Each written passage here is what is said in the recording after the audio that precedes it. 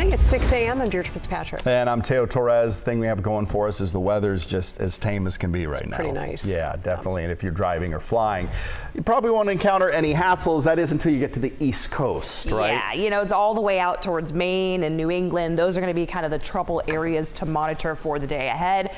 But here on the West Coast, things are shaking out pretty nice. You'll need the jacket if you're just getting ready to head outside top of the 6 o'clock hour, because temps are in the mid-30s right now as we look across Sutter Health Ballpark and the Tower Bridge moving into downtown. Skies right now are filling in with some high clouds. We'll be in the low 40s in the 8 o'clock hour, moving up to the upper 40s by 10 a.m. But you're definitely visibly going to see those clouds kind of thickening up as the day starts to unfold. But you can see here across the region, even with these high clouds in place, we're starting out pretty cool. 35 in Fairfield, so good morning, Solano County. You can grab those layers, maybe a warm beverage of your choice. 37 getting out the door in Stockton, 36 kicking off your Wednesday in Yuba City. We're up to 50 degrees in Auburn, 57 at Placerville Airport, and right now in the 20s across the Sierra. You can see on the skies, the conditions here are mainly clear, just those high clouds moving on by. If you are traveling, let's say, we're getting an early morning start to go to Southern California, just be mindful of some patches of fog as you get south of Modesto. Traveling towards Merced and Madera, that tends to be the foggier spot right now. Coming up in my full forecast, we'll take a look at your Thanksgiving Day. It is 6:02 right now. Good morning, Brian. How do the roadways look? Hey, Tamara, I was following a little bit of slowing here westbound Highway 50, and just moments ago saw the cone truck coming through there and picking up some of the cones in the construction zone. So westbound 50 back up and running, no delays through the 65th Street area there, where we did see some stop and go traffic for a bit there, but again, that was construction related. 5 and 99, no issues out of Elk Grove. Interstate 80 looking good across the top and out through the Causeway. Stockton, no problems to report on 5 and 99, and Highway 4 and 12 also looking good for that westbound ride. Westbound 205, we had a 2-vehicle crash. Really wasn't much. It was a couple of vehicles in the center divide. Now we've had a separate crash involving 4 more vehicles. Again, this is right at the 205-580 junction. That's a picture of what 205 looks like as you're approaching 580, and so that's done a number to the travel time there on that 205 section. Right now it's 61 minutes, and that is all right at the 205-580 junction. So if you're getting off before that, not a problem. Westbound 580, 22 minutes once you get past that crash, and 99, a 13-minute ride from Modesto into Manteca. 10-minute ride on Highway 50, 9-minute ride on 80, 5 and 99, 11 minutes out of Elk Grove. Back to you. All right, thank you. Well, we have some breaking news out of Stockton this morning. One of Stockton's busiest intersections has finally reopened after being shut down for some time for a homicide investigation. Happened here at 10:30 at March Lane and Pershing Avenue. KCRA3's Melanie Wingo joins us now with a more positive update for us. Melanie? Not now, dude, not now.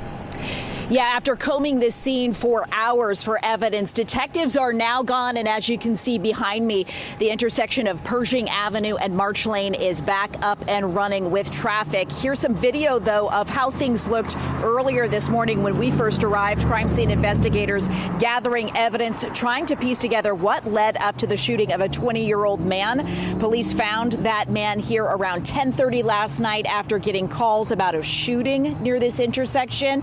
First responders trying to save the man's life, but Stockton police say he ended up dying at the scene. Back out here live as of right now, Stockton police do not have a motive for why this shooting took place, nor do they have any suspect information to pass along. Reporting live in Stockton, Melanie Wingo, KCRA 3 News. All right, Melanie, thank you. Meantime, Stockton police investigating a road rage shooting say a 34-year-old man was driving near Airport Way and Harding Way when he got into an argument with somebody in another vehicle. Police say that person shot at the victim and hit his vehicle. The victim wasn't hurt, but the shooter did get away. Well, new this morning, Sacramento Council member Sean Laloie is now under investigation again. California's Fair Political Practices Commission opened an investigation over potential financial disclosure violations. And the details about the violations at this point are not public. The newest investigation is coming after claims that he destroyed evidence related to his grocery business. He has since fired back against the claims, saying the allegations are not true.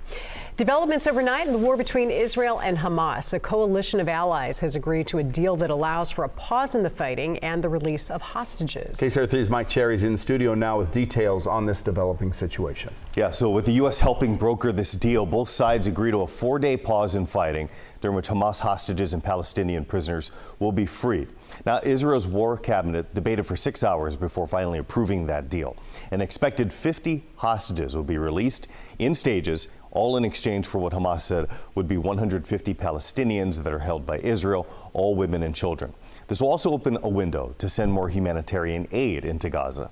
The Israeli government vowed to return to war against Hamas after the pause, but did add that the truce could be extended an extra day for every additional 10 hostages released by Hamas.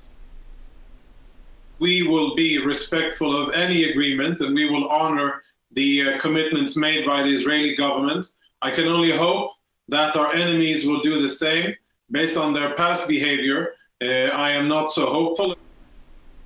Now, a U.S. national security official says that 2 American women and 1 child will be released. It is believed that 8 more Americans are among the roughly 250 being held by Hamas. President Biden says in a statement that his administration will not stop until they're all freed. Deirdre? What do we know about the logistics of how they'll actually get these hostages back to their families? Yeah, so as you can imagine, it's not easy. The White House does say the hostages will be released roughly 24 hours after both sides agree to the deal. So could be sometime this evening. A national security spokesperson says they'll need safe passage into Israel before receiving medical care. Then they'll be able to reunite with family and go home. The International Red Cross is also reportedly standing by to help anyone released in this swap. Deirdre? All right, thank you, Mike. To get the very latest in the war between Israel and Hamas, don't forget to download our KCRA app. Turn on the notifications so the alerts get sent straight to your phone. Well, right now, tens of thousands of Northern Californians are getting ready to fly or drive to their Thanksgiving destinations, and we do have team coverage on the holiday travel rush. Dirk Verdorn is going to be telling us which parts of the country could be seeing weather delays. Mike Tassell is out at Sacramento International, but we start with Leticia Ordaz. She's along Highway 99 at 12th Avenue, taking a look at the roads and with a message from the CHP. But things are getting a little busier here on Highway 99 and 12th Avenue in Sacramento this morning as the morning commute picks up, and a lot of people also heading to their Thanksgiving destinations this morning. The CHP says leaving early and slowing down are really going to be the key in preventing crashes at this time. So they say that everyone needs to be careful out there. They're going to be looking to serve up tickets for those drivers who aren't following the rules of the road. A maximum enforcement period means every available officer will be out on patrol from 6 p.m. tonight until 11:59 on Sunday, and officials say the statewide effort is really meant to reduce the number of deadly crashes on Thanksgiving week. CHP says when you hit the road, don't speed, make sure the entire car is buckled up, and don't drive under the influence of drugs or alcohol. Otherwise, they're going to come looking for you. Historically, the Thanksgiving holiday weekend is usually one of our busiest travel weekends throughout the state and the nation. So we definitely just really want to get out there to make sure that we want you to be with your loved ones, family members, enjoying the Thanksgiving weekend, but to do it safely, not to drive impaired, to get to where you need to get to, and then enjoy whatever you're going to be doing with your families and friends.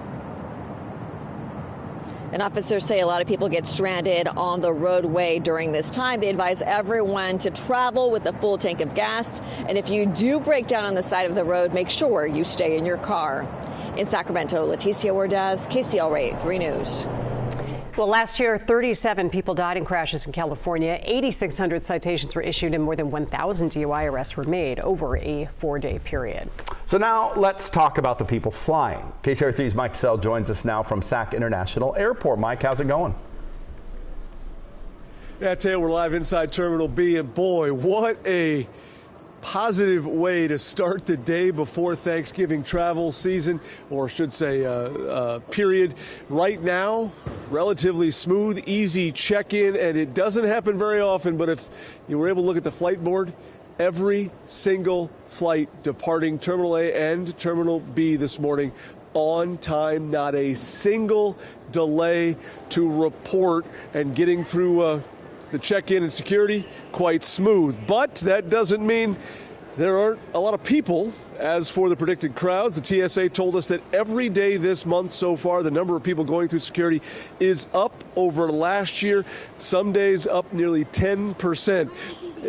And as I reported last week, Friday was going to be the busiest day of the Thanksgiving travel period, and that so far has proven to be the case. And TSA, the one bad news here, already predicting Sunday will, quote, probably be the busiest day ever for TSA. So back out here live, while there's no big crowds to start the day before Thanksgiving travel day out here at Terminal B, come Sunday, sure going to be a whole lot more people likely out here at this time than there is right now. Still, Sac International Airport officials saying you should give yourself 2.5 hours to check in and get through security to make sure you make your flight. But based on experience, I can tell you right now, this is such a smooth start. You probably don't need the full time, but you never know. So that's the advice. Live inside Terminal B at Sac International, Mike Tassell, KCRA 83 News. Mike, are you and your family the guy who says we got to get there early, or you just get there? Oh, Deirdre, you know me. We'd be sitting up there drinking Starbucks 2 hours ahead of time. Yeah, of course, of course. All right, thanks. Thanks, so Mike. what about some travel trouble spots? Let's bring in Dirk Verdorn now with a look. Dirk. Yeah, let's focus on the weather and the direct impact that it's having on possible travel across the nation right now. And there's not a lot. I mean, what we have is along the East Coast, there is a weather system. It's now starting to make its way just off of the coast. So we still have some rain and thunderstorm activity through the Carolinas, but that's going to be exiting that region through this morning. And then you go farther north and yeah, we have the rain that's now moving out of New York, but still in the Boston area. And then it transitions into some snow in the upper portions there of Vermont, New Hampshire, and across Maine, where we're expecting anywhere from 3 to 5 inches of snow. But that's just for today. That's going to be clearing out. So it looks like Thanksgiving's going to be dry across the East Coast. But what we are watching develop is this weather system now moving into the northern Rockies and through the Pacific Northwest, where we're expecting 1 to 5 inches in the valleys and up to 6 to 12 or 11 inches above 7,000 feet in the surrounding mountains. And so that's the one that we're really going to watch, because that's going to play a role in the rest of the holiday week and on in through the weekend. You'll see this moving into Salt Lake and across Wyoming and Denver getting some snow, and through the Central Plains as we hit Saturday. And then by Sunday, again, that's a big travel day. We could see some problems in Chicago, Detroit, and all the way up into New York. So that's what's going on for the National Outlook. Now back over to you. All right, Dirk, good to know. Thank you.